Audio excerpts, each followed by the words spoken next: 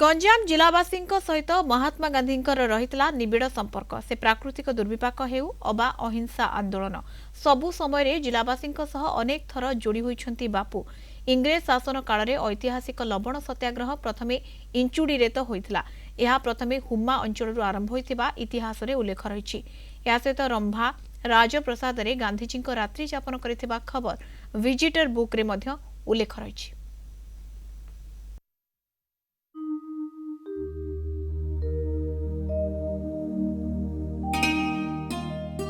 December मासर 30 तारिख 98 वर्ष तले अर्थात 1927 डिसेम्बर 30 दिन जातिर पिता महात्मा गांधी गंजाम जिलार रंभा को आसीथिले। सूचना अनुसार 1921, 1925, 1927, 1928, 1930, 1938 एवं 1946 मसीह 8 थर ओडिशा गस्तरे आसिचंती बापूजी।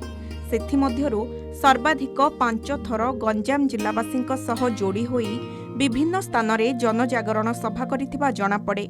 उत्कल प्रदेश गठन दिगरे बापूंकर रहिथिला अग्रणी भूमिका। सेतेबेले बापू प्रथमे रंभा स्टेशन पहुंची एही राजप्रसाद रे राजा रामचंद्र मर्दराज को सह साक्षात करिथिले। परे खदीर प्रसार मध्य करिथिबा इतिहास रे वर्णित होई रहिछि। एही राजप्रसाद रे बहु संग्रामी सह बापू आलोचना करिबा परे राजप्रसाद रे रात्रि यापन मध्य करिथिले।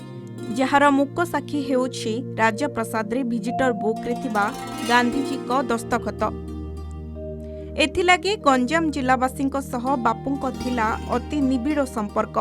एही इतिहास को मने पकाइबा पई एठारे गांधींको एक 100 फुटर विराट प्रतिमूर्ति निर्माण लगी बारंबार दाबी हेउथिले भी एजाबत ताहा पूर्ण होई पारि नाही, जहाकु नेई दुख प्रकाश करिसंती अंचलवासी। जेहेतु रंभा दुई थर आसी रंभारे आतिथ्य नहीं आमे ओडिशा सरकार को एवं भारत सरकार को अनुरोध करथिलु।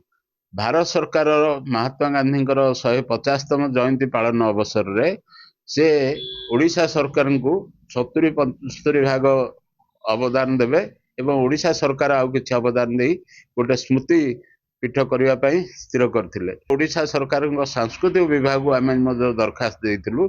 से दरखास्त रे मध्य तांकर सांस्कृतिक विभाग तरफ रंभा उपयुक्त जगह बोली से माने मध्य रेकमेंड करिके रेजुलेशन करथिले, किंतु दुईटा जगह रेजुलेशन हला तापरे सरकार बदली गला किंतु तापरे कार्यक्रम होउनी। से अंचल राजनेतांकर हो कि सरकारंकर हो कोन पई आज पर्यंत हेई पारुनी, से स्मृति के रखा हेई पारुनी।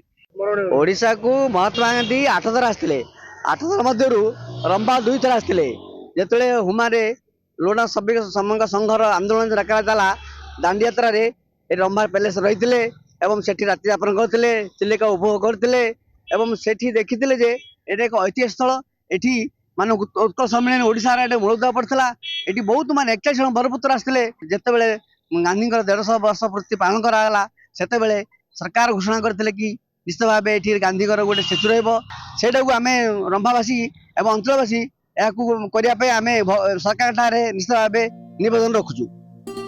स्वाधीनता आंदोलन समय गांधी ऐतिहासिक लवण सत्याग्रह हुमा अंचल आरंभ होइथिबा इतिहास कुहे।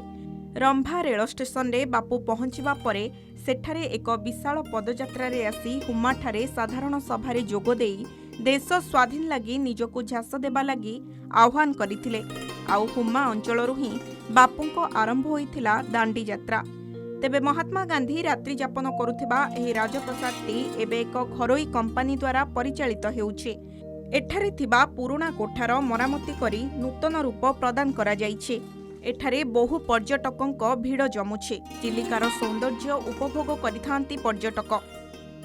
महात्मा गांधी आसीथिले, आपण जवाहरलाल नेहरू आसीथिले, लॉर्ड कर्जन आसीथिले, लाल बहादुर शास्त्री भी आसीथिले।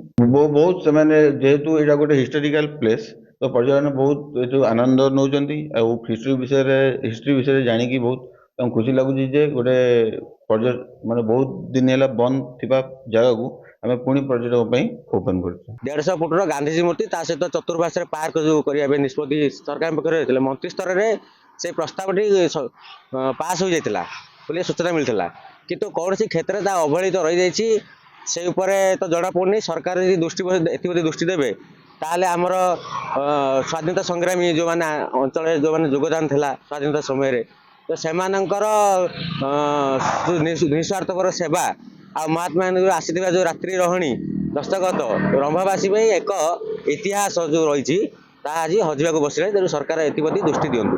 गोटे पटे स्वतंत्र ओडिशा प्रदेश गठनर मूल दुआ रंभा राजप्रसाद रे पड़िथिबारु रंभा राजप्रसाद जेतिकी धन्य होइछि अन्य पटे गांधी स्मृति आचरण करी मध्य सेतिक धन्य होइछि। आउ एइथि पई तो रंभारे 100 फुट उच्चता विशिष्ट गांधी प्रतिमूर्ति निर्माण पई दाबी जोर धरुछि।